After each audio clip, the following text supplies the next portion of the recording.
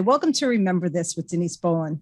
I am so thrilled to have with me music living legend Don McLean. He's a singer, songwriter, guitarist, and the way I see him, a wonderful poet and storyteller.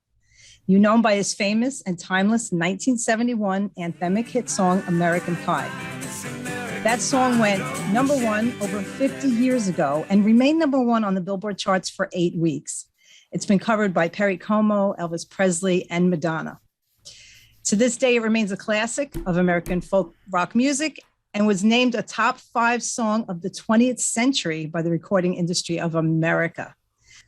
Don is also known for his mega hit songs like Vincent, Crying, Since I Don't Have You, Empty Chairs, and the song that Prince Harry and Meghan Markle chose for their wedding song, And I Love You So. Well, Don McLean is celebrating the 50th anniversary of American Pie with a world tour and a documentary, The Day the Music Died, the making of Don McLean's American Pie. It comes out on Paramount Plus on July 19th. And he also has a children's book, American Pie, a Fable. It just keeps getting better and better. Don keeps getting better and better. Everybody, please welcome Don McLean. Don, thank you. Thank you so much for joining me. I got to correct you about one thing. Como did not record American Pie. I think there'd be too much energy for him. He recorded And I Love You So. He had a top 10 record and sold 1 million copies with it, though. Did he really? Yes, he did. Wow. It was the last million seller he ever had. And he was my mother's favorite singer. Now, speaking of your mother, what did your mother think of all of this? Was she supportive of you becoming a musician? My mother was supportive. She was supportive. My father died when I was 15. He was not supportive. But he was just worried about me, falling into, the abyss of show business. To him, it was like going off and joining the circus or something. He didn't approve of any of that. He passed away when I was 15. But, I'm a lot like him. I'm pretty straight-laced in a lot of ways. But my mom was, I remember I was a little boy in a house full of adults, so, it was me against the world kind of. And one of the things that used to send them all over the top with laughter, I would be 7 years old or whatever, and I'd say, Mom, I'm going to be a famous singer someday, and I'm going to buy you a mink coat. And they would, well, of course, a mink coat was the apex of style in the 1950s, and my father could no more afford a mink coat than he could a Cadillac or a Bentley. So they would laugh like crazy. Well, there's a great picture of me with my mother in her mink coat on her way to Carnegie Hall. Oh, that's wonderful. Sing. So I always made good on my promises, even when I was 7. But see, at the age of 7, you knew you wanted to be in the music industry. Yeah, I knew I was. It's crazy. I think everybody feels this, so I don't want to say this, but I always felt that I had a guiding hand in my life of some sort, that I knew where I was supposed to be, what I was supposed to do, and nothing was going to stop me, because I knew what I had to do. Yes. And it was a wonderful gift that I was given. And I think it was because I spent a lot of time at home ill with asthma, and I created my own world. And therefore, it was a world that nobody else could understand but me. And I knew that I wanted to be in that world. I tell young people sometimes, I say, you got to put yourself in your own movie. You have your dreams. Well, that's your movie. Put yourself in there. And it really seems so scary, when you don't follow the crowd and get the kind of day job with benefits and all this other stuff. But if you're creative and you really do have thoughts about things that are not like that, when you want to be a painter or a sculptor or a writer or an artist or whatever, you mustn't give up on that, because you're going to be a lousy employee anyway. Most people who are thinking along those lines are not employable. I'm unemployable. I could never be employed. I mean, the only other thing you did was deliver papers, right? That's right. That's what the children's book is about.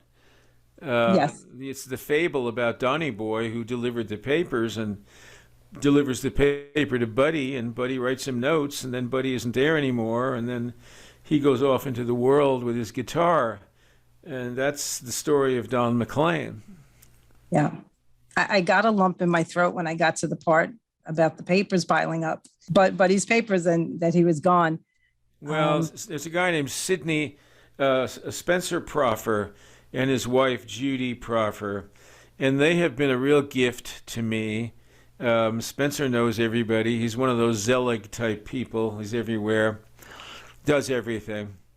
And the minute he heard about this 50th anniversary idea, he came up with a children's book, a documentary movie, and a Broadway show.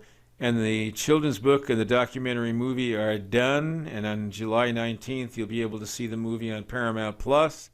The book is out now on Amazon. You can go there and get it. And the Broadway show will happen because he does what he says he's going to do. That will be amazing. Mm-hmm. Yes. Yeah, it's going to take a while because Broadway has to get cranked up again, and we've got a lot of work. But it'll be a year or two, probably 2 years from now, you'll be hearing about it. This song came out in 1971. I was 7 years old, and I remember playing the album, not just the song. I a lot like you, I was a loner. I spent my time just playing albums that were in the house. Yes, of course. And so every song, and every song is different, but every song is just so amazing. Vincent, people called me, please tell Don McLean how much I love Vincent. Please thank him for that song. Do you hear that a lot? You don't realize I've had a couple of rough patches in my life, but nothing serious really.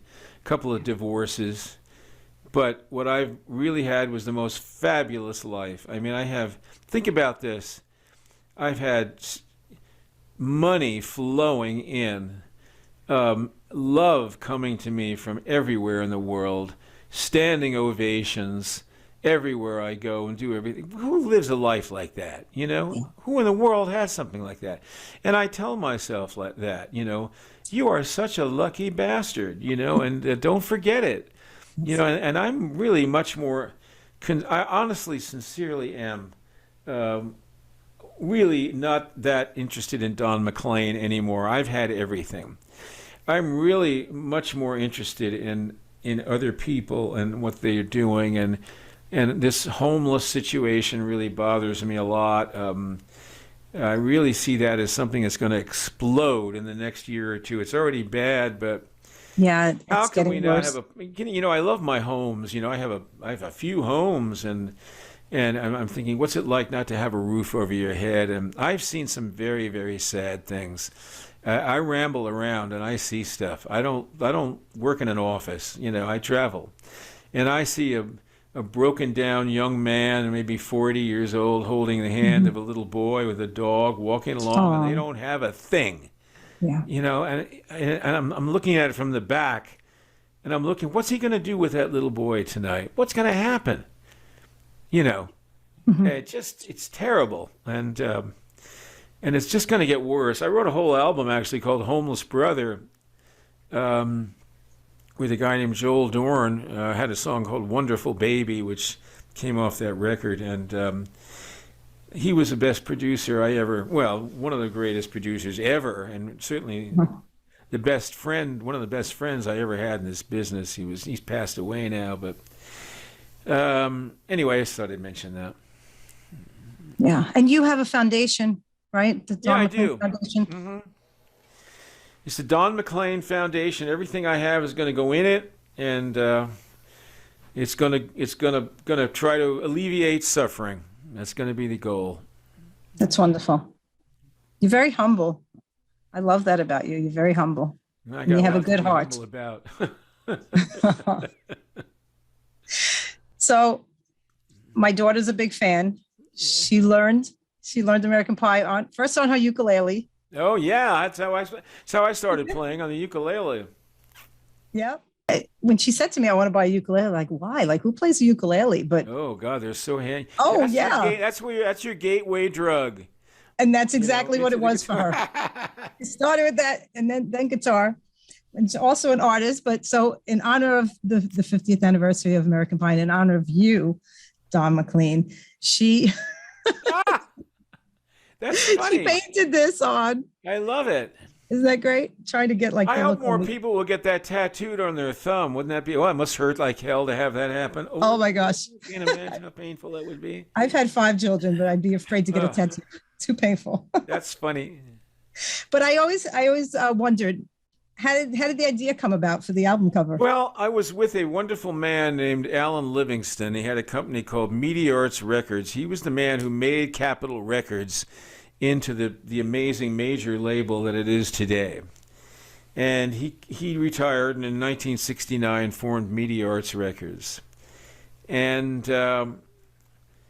he put out Tapestry, and he was going to have the American Pie album, at the last minute they lost their financing, and so United Artists bought the record label. But anyway, he did everything first class.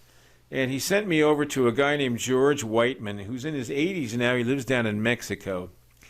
This is a guy, I don't know if you know anything about nude photography, but there was a wonderful photographer in the 50s called Andre Dudane.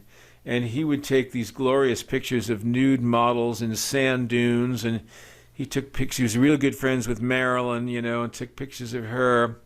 Handsome man with a shock of wavy hair. That's what this guy George Whiteman was like.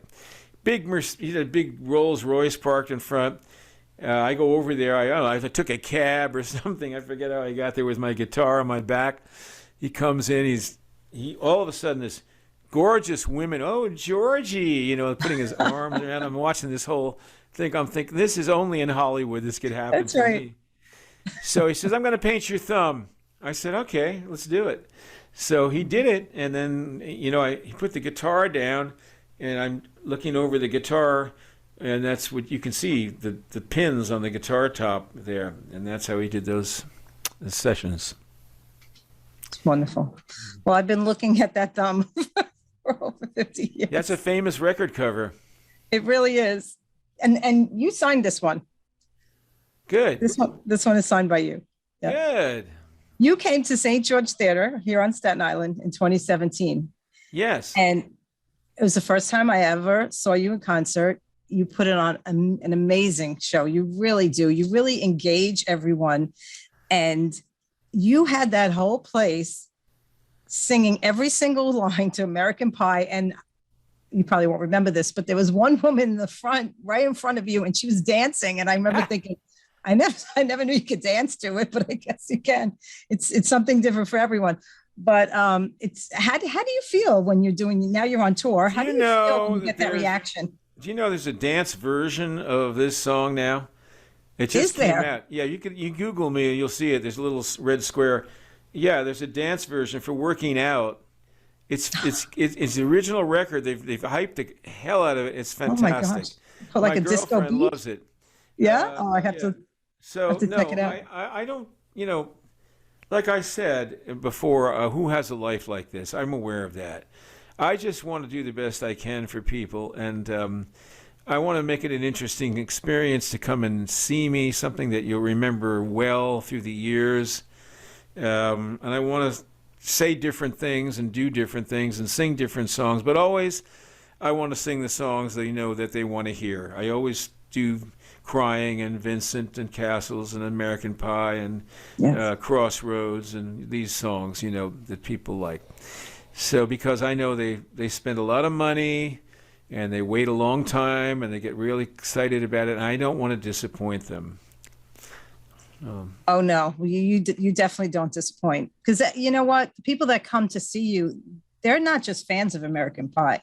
No, They're that's fans right. of all your songs. Yeah, there really are, and I'm aware of it. Money is tight, and inflation and all that now, and I remember when I would go see. I used to go once in a while. I would see a great act like Frank Sinatra at Carnegie Hall or something, and I'd buy the ticket 6 months in advance, and I'd be thinking, I was in high school or something. Oh man, this is going to be something. I want to hear these arrangements. I want to see the man sing, and it was just a fabulous thing. to have something that you wanted to see, whatever it was, Ella Fitzgerald or the Rolling Stones. I saw them, and I saw everything. I was at Shea Stadium when the Beatles played there. I was at Bangor. Were you? Oh yeah, I was everywhere. I was always everywhere. I saw everything. Did you meet any of the Beatles? Never met the Beatles. No, I didn't. I love the Beatles. The Beatles were very important to me as a songwriter because they never repeated themselves. They always wrote new things, and they had a wonderful sense of beautiful melodies, a long and winding road. Yes. So much. It's so gorgeous, And really, music and movies have degenerated into nothing but bombast and sensory assault, and especially in movies, guns and blowing stuff up. I mean, I like guns. I like blowing things up as much as the next guy, but you don't have the lyric quality. Look at the old movies, the titles of, Since You Went Away, these beautiful titles. Yes. The Best Years of Our Lives. Oh, yes. Classic. So many others, but the titles said so much, and they were written by great writers, that went out and worked for the studios, and the studio heads wanted literate scripts. They don't want that now. They want another, one of these guys like, I think Sylvester Stallone is a very brilliant guy in some ways, but they want, those kind of movies, an Arnold Schwarzenegger movie, whatever. Yeah. And enough already. Yeah. Yeah. My daughter's 38 now. When she was 17, she slept outside Barnes and Noble in Manhattan waiting to meet Paul McCartney. Oh. and I remember they interviewed her, one of the news networks, and said, "You're 17 years old. Well, how are you a Beatles fan?" And she said, "Because you can't compare the Beatles music to the music today. No, you can't. You have carbon cutouts. You have boy bands. We'll never get that music again." I don't know what they're thinking when they write some of this stuff. I hear it. I can't remember it, first of all. I don't know how their minds are wired to remember this stuff, because I can't remember it. It is forgettable. That is the nature of this stuff. There's music that's memorable, and then there's music that's forgettable. Well, this is very forgettable. And one of the things that has been shown is that this is why the music business and the publishers are buying these catalogs of Dylan and whatever. I mean, Paul McCartney doesn't have his catalog to sell. Biggest blunder in history. Yes. The Rolling Stones don't have their catalog to sell. Biggest blunder in history. Alan B. Klein took these guys to the cleaners. It can happen to anybody in this business, even the biggest and smartest with all the great talent around them, the lawyers, whatever. Yeah. So this is a rough business. You got to watch out. Yep. But, they're buying these catalogs because they know that 40% of all the money that comes in on publishing still comes in from songs from like 1975 and before. That's right. That's where the money is, because that's where the real music is. We've gotten away from it, and the economics of it is the proof of that. Yeah. That people, they hear it 5 times, they don't want to hear it again. Exactly. And there's such a hunger for classic music. And even when they came out with the record players for this generation, that was such a novelty for them to have a record player and to play old records on them. I think I think the thing to think about is that I think what they're hearing perhaps is that the record is the last word, and then when you got to CDs, they would sometimes remaster a song. Now, I don't know if people know what mastering is, but let me explain what it is. If you mix a song, you take every single element of that song and you put a sound on that song, every one of those elements, and then you put it all together. That's mixing. Once you get it mixed, you get it down to a 2-track master. And that's what you master that. Now, what that is just like if you're listening to something, let's say and you want to boost the bass or the mid-range or whatever, you have little controls. You can't change the relationship of all the instruments to one another because that's locked in now because you mixed it that way. But you can change what frequencies you bring out You want to emphasize a little bass, a little mid-range, a little high-end, whatever. That's mastering. And then once they lock that in, that's the album. They put that album out. That's the last word that George Martin has on A Rubber Soul. But some kid is going to take that and fool around with it, and when he puts it on a CD, it's not going to sound like the record. And it's amazing how mastering can change that a ton. Mick Jagger has been known to care more about mastering almost than mixing. It's so important. And these kids fool with these original records and they change them. And they don't sound the same. They don't hang right. So that's what you're hearing. So if you can really get an original CD that was not screwed around with, then that's going to sound like the record. But I don't know. It's kind of hopeless. You're fighting against entropy. You're fighting against the nature of time and decay and everything. Yeah. Do you see things turning around, like ever going back? No, we never go back. That's the thing we have to remember. We can pretend to go back. We can reach back. We can touch Elvis Presley on the Dorsey show, but we can't ever go back. The problem with us is we think we can go back. We live in the past. I think this is what American Pie relates. I think it's one of the reasons why the song resonates more than ever, because we are living in the past just like the song is living in the past. It's yearning. There's a lot of yearning that goes on, and there's a lot of desperation in life. You have to accept the future. And the music says what the culture is. And the culture is loud, the culture is brainless, the culture is bombastic, the culture is pretty mean and misogynist, I might say. I don't know, a lot of this rap stuff is not very nice as far as women are concerned. And it's crude, and it's porno, it's really low. And so that's where we are. That's what it says about us.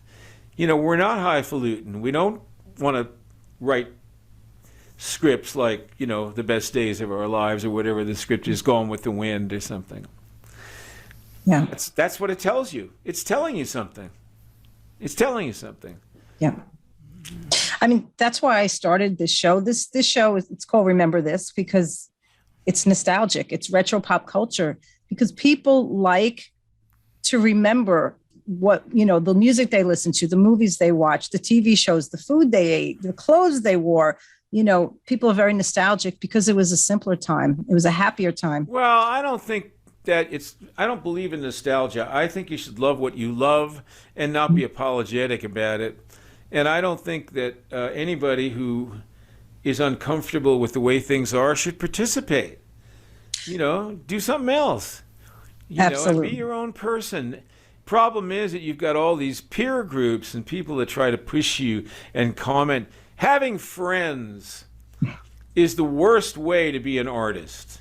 If you're going to be an artist, you ain't going to have no friends, because you're going to say something that's going to offend somebody. If you don't, you're not an artist. That's right. So you can forget about friends. And to some degree, you can forget about family, because you're going to offend them. And, you have to, it's truth. It really is. If you're too democratic and diplomatic, you're not going to be an artist. You have to go your own way, and you have to say what you believe. And if you say what you believe, you're going to piss somebody off. Yeah. Cancel culture is crazy, right? Comedians, they have to be careful what they're saying now, because everybody's getting offended. But that's why that slap that idiot Will Smith threw his own career away in 2 seconds flat. What was that? ruined the movie that was the documentary. Ruined the story about the tennis players and their father. Ruined that whole night for them. Yes. What a selfish, stupid thing to do. Mm-hmm. But the fact is, and this is nobody has a sense of humor. No. Nobody has. If you went, and I got to go in a minute, but nobody. Okay. I got to tell you something. You look at the Hollywood Palace. You can find it on YouTube. You'll see Sinatra as the host, right? He just gotten married to Mia Farrow, which, caused a huge uproar. I mean, looked like his granddaughter or something, and he got mocked and derided for this. He on the show is Jack E. Leonard. They used to call him Fat Jack Leonard. He was a brilliant comedian. He mocks Sinatra about his wife. He mocks him about his son getting kidnapped. He mocks him about everything. And Sinatra's, laughing, ha, ha, ha, because that's when you're a big star. Yes. You got to have, you got to say that comes with the territory. So here's this guy says something about his wife's hair, which she'd been talking about, and he goes up and slaps him in the mouth. Come on, man. And he laughed about it at first, and then, the whole thing is... Those people, it's comedy. No one has a sense of humor. You can't even go on a college campus. Nobody. They don't have singers. They don't have comedians on college campuses, because those people, the kids on those campuses, are the least intellectual people going. I would suggest a community college or homeschooling rather than subject my children to the school system now. And I am not kidding. And I would also say one more little thing, since I'm on a rant here. I think that every kid in this country should do 2 years of community service after they get out of school. If they're out of high school, they got to do 2 years. Out of college, they got to do 2 years. What does that mean? I think it would help them care about the country more, like they do in Israel. You got to go in the army, whatever, and you come back with a sense of your country. I really think we need that. That's right. Now. I agree. I would never have said that before. Anyway, I have to go. I love talking to you. Thank you. Okay. All right. Thank you so much for being in the documentary. I just want guys, make sure you check out the documentary on July 19th. Get away from this one. Let me tell you. I can't wait. I can't wait. Quick question. I'm going to let you go. I always wanted to know this. The title is American Pie, but you sing Miss American Pie. Is that a play on like Miss America or? Yes. Okay. But I didn't mention that in the movie, so you found something I didn't say. There you go. Don McLean, it was a complete honor and pleasure to speak with you. Thank you. Thank you for coming on, and congratulations on 50 years of American Pie. Thank you, and nice talking to you. And the documentary. God bless you. Thank you very much. Wonderful to talk to you. Thank you. Bye.